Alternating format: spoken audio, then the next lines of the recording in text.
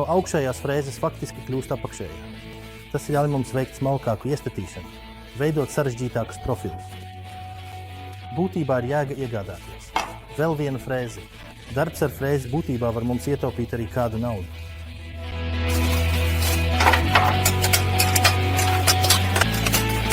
Galda salikšanai mums kalpoja instrukcija. Tur ir daudz attēlu, bet ja iedzersim kafiju un sekosim soli pa solim, bez problēmām to pusstundas laikā, saliksim. Pašai salikšanai mums pietiks ar skrūvgriezu un atslēgu. Galdiņu mēs esam salikuši. Un tagad apskatīsim, ar ko tas atšķiras no citiem galdiem. Augšējai frēzei. Pirmkārt, tā ir tā izmērs, jo citi galdi parasti ir 60 uz 40 cm. Šeit pamatne, kas faktiski ir alumīnija izstrādājums ar vadotnes rievu lineālam, ir 61 uz 36 cm, un to ir iespējams no katras puses palielināt. Ar sānu papildu metāla virsmām, kuras ir 21 cm, tāpēc beigās mēs sasniedzam apmēram 103, kas jau ir patiešām liela virsma. Pat ja es frēzēšu, garu sagatavi, tā nekritīs nost, tā būs stingri uz galda un visa frēzēšana īpaši profila metāla vai materiāla apmalis būs precīzi. Tātad, tas ir par precizitāti, bet arī, protams, par drošību.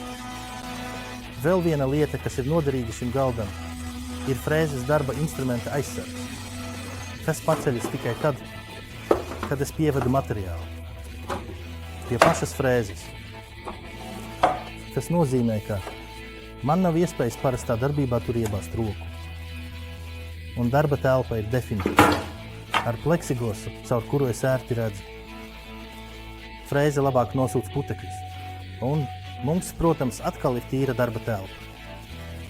Labs frēzēšanas galds no slikta atšķiras ar to, cik viegli vai grūti var pārvietot, kā lineāli, un cik tas ir regulējams.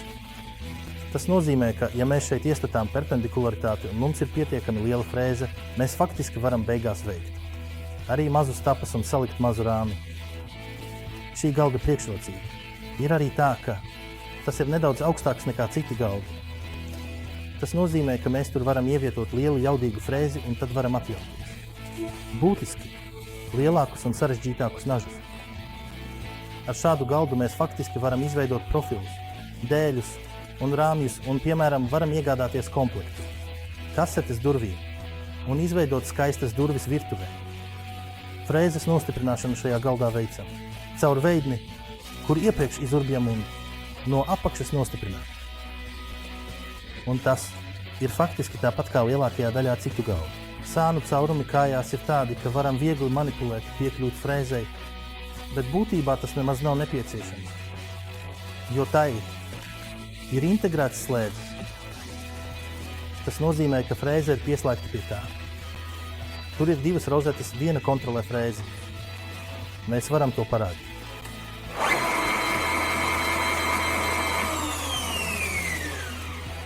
Slēdzes ir aprīkots ar Euronormu un augšējo pogu, kuru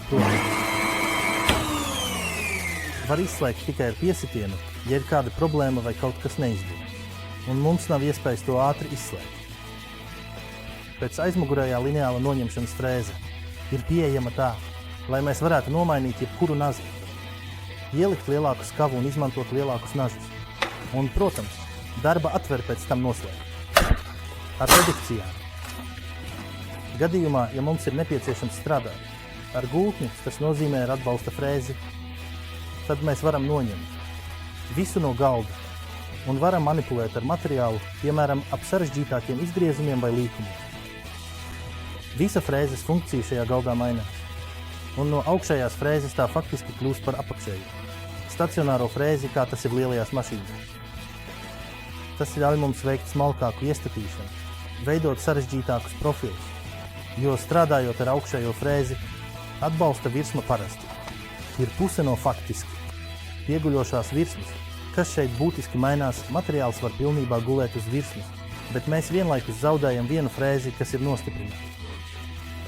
Ja mēs darīsim daudz lietu, būtībā ir jēga iegādāties vēl vienu frēzi, ja mēs apstrādājam pergolas malas āra galdu, un vienu frēzi varbūt atstāt, kad darām.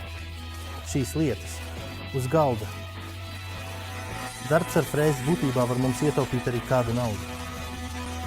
Izveidojot profilētu līsti, mēs varam izgatavot spoguļa rāmi vai dekoratīvas griestu paneļus. Lietas, kas ir vai nu nestandarta, vai arī ir diezgan dārgas.